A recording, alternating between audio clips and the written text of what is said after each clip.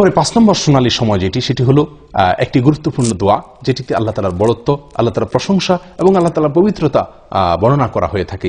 এই বিশেষ ভাষায় যখন আল্লাহ সুবহানাহু ওয়া তাআলার কাছে বান্দা দোয়া করে বা আল্লাহ তাআলার জিকির করে, তখন আল্লাহ সুবহানাহু ওয়া তাআলা আসমানের দুয়ার সমূহ খুলে দেন, যেটি সহিহ মুসলিমে বর্ণিত হয়েছে।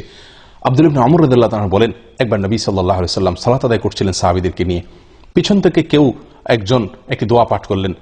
দোয়াটি হলো এই: আল্লাহু আকবার কবীরা ওয়ালহামদুলিল্লাহি কাসীরা ওয়া সুবহানাল্লাহি বুকরাতাও ওয়া আসীলা। আল্লাহু আকবার কবীরা ওয়ালহামদুলিল্লাহি কাসীরা ওয়া সুবহানাল্লাহি বুকরাতাও ওয়া আসীলা। নবী সাল্লাল্লাহু আলাইহি ওয়াসাল্লাম সালাতের শেষে জিজ্ঞাসা করলেন, মানিল কায়েল, কোন ব্যক্তি এই দোয়াটি পাঠ করলেন? তখন যিনি পাঠ করেছিলেন তিনি বললেন, ইয়া রাসূলুল্লাহ, আমি পাঠ করেছি।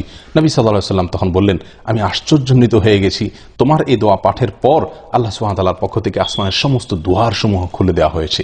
এটাকে অভ্যর্থনা জানানোর জন্য।